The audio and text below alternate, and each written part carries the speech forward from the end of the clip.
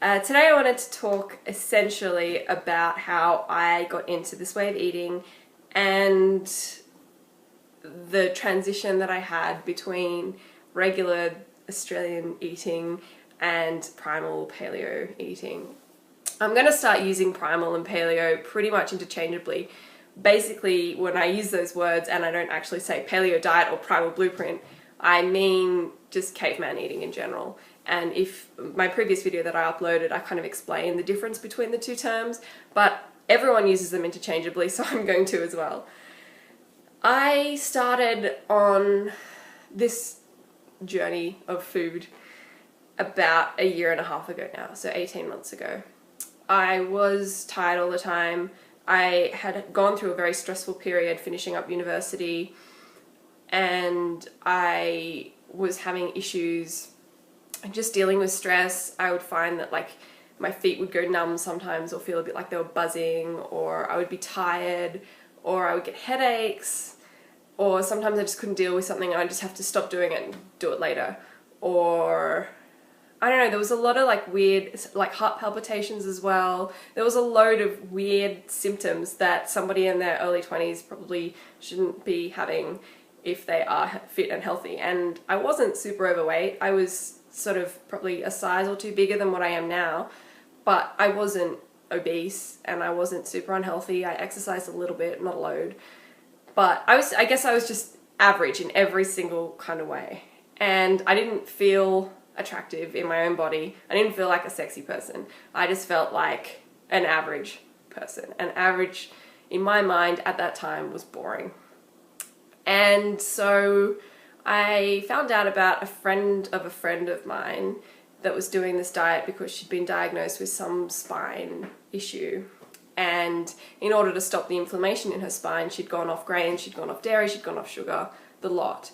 And she was now basically paleo, primal, again, interchangeably. She was basically on the caveman diet, and she was finding that the inflammation had gone down and that she was feeling a whole lot better. And I was like, well, if she's got this diagnosed illness that, you know, she's treating with food, maybe if I eat this way, I can feel a bit better too, and maybe I'll lose a bit of weight and tone up in the process. And so that's basically what I was dealing with in the outset. I stopped having my conventional breakfast and I started having primal paleo breakfasts.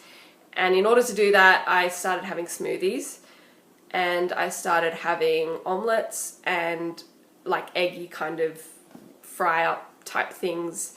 And sometimes I would have bacon, but I definitely didn't have the cereal that I used to have. I have eaten rice bubbles. This is kind of embarrassing. I've eaten rice bubbles for breakfast for about 4/5 of my life. And it's only obviously I've gone off it from time to time, but it's only sort of in the last 18 months that I've had a great big break from my rice bubbles life. So if you were drawing a chart of me consuming rice bubbles, it would be 1 bowl a day, and now none. And rice bubbles, you know, I don't want to get sued by Kellogg's, but they're not the best thing for you every single day. And so breaking that habit was definitely like the first big step that I made towards this diet. And so I stopped having my rice bubbles every morning and I changed it up and started eating primal/paleo in the mornings. And that was my first big step. And I probably stayed like that for about a month.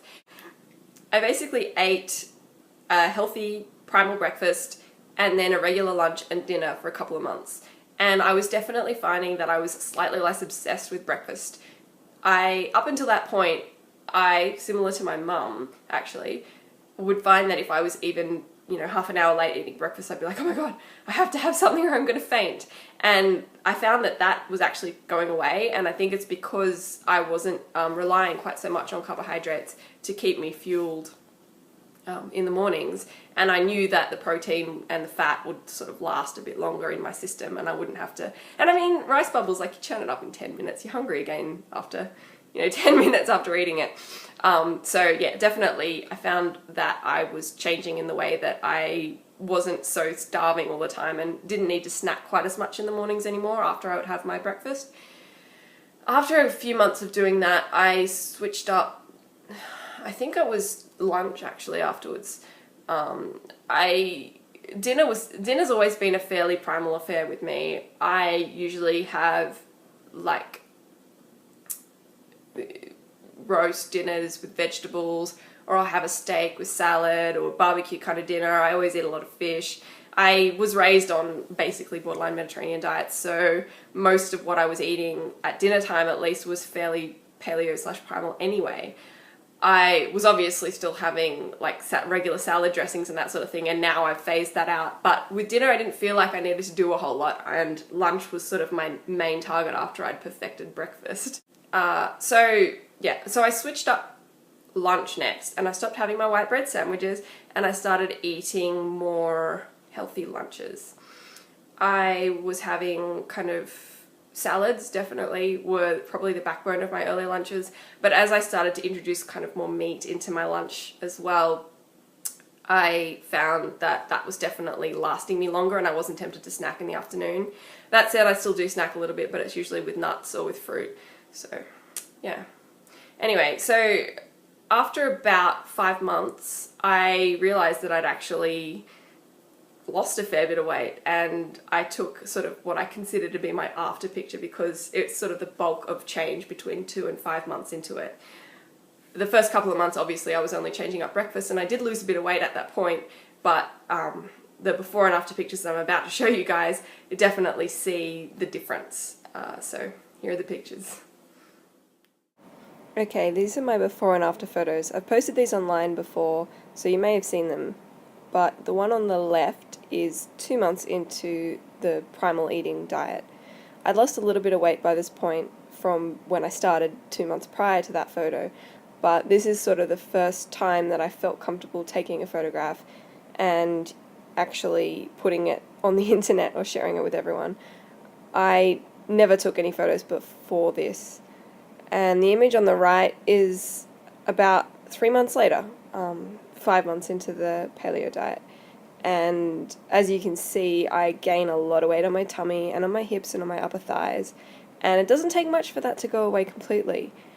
My arm in both photos, you can see, is pretty much the same, and you can tell that both photos are me because of the stupid surgery scar above my belly button there. But that's basically the difference that it made for me, and this wasn't cutting out dairy, this was only sugar, processed food, and grains. I was still eating a fair bit of carbohydrates as well, still having a lot of pumpkin, but the difference, I think, is pretty astounding for just 3 months. And I think that if you try it for 3 months, you'll probably end up with a similar result. I would be surprised if you gained weight doing the paleo diet at least. But that's my before and after photos. So on with the video. There you go. So fairly significant difference, or I think so anyway. I suppose because it's on me, I notice it a lot more. But I definitely got a lot of comments, especially about like my face and how I was more angular now and that kind of thing. And I think that, you know, you lose weight all over, but I really lost a lot of weight off of my hips and my stomach, and you can definitely see that in those photos. So essentially, that's all I really wanted to show you guys today.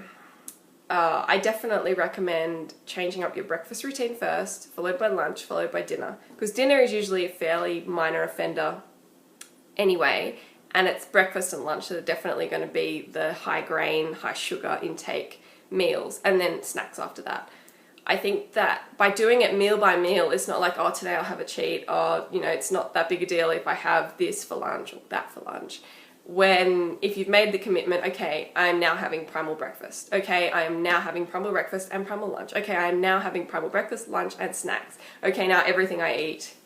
It forms a really serious line. And if you tell your friends and you tell your significant other or whatever that's what you're doing, then they can be like, aren't you not supposed to be having that sandwich, or aren't you not supposed to be having that bread? And it definitely helps reinforce it, and as opposed to being like, okay, I'm going to start eating more primally now, and there's kind of no scale to measure it on. I think you definitely need like a scale to say, okay, bam, this is going to happen. So I'm going to start releasing primal/paleo breakfasts and breakfast options for you guys, and I'll probably do sort of 5 or 6 breakfast ones and then 5 or 6 lunch ones, And the idea is just to help you guys ease into it a little bit if you're not familiar with the way that you have to cook and the way that you can eat. I found it really difficult when I was starting out because I was treading water. I didn't have any books at hand when I first started. I was just like, okay, I'll try this thing out. I heard about a friend that did it. So I definitely think that having more resources, especially online, would have helped me a lot, and hopefully it'll help you guys as well. So that's all for now. Please subscribe, and I'll talk to you soon. Bye.